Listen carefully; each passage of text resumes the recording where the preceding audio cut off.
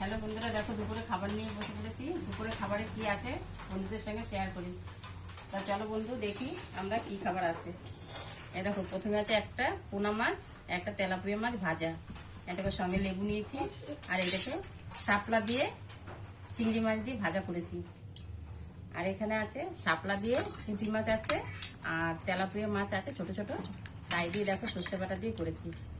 কত সুন্দর তরকারি হয়েছে দেখো বন্ধুরা। শাপলা দিয়ে এরকম তরকারি মাছ দিয়ে ভাজা, এরকম কে কে খেতে ভালোবাসো।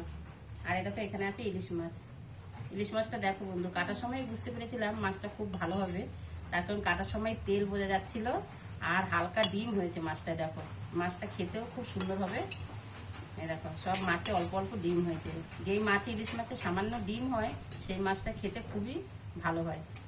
আজকে দুপুরের এই মেনু বন্ধুরা, ইলিশ মাছ আর এই শাপলা দিয়ে পুঁটি মাছ দিয়ে চিংড়ি মাছ দিয়ে শাপলা দিয়ে এই রেসিপি কেমন লাগলো বন্ধুদের, যদি ভালো লেগে থাকে কমেন্ট করে জানিও।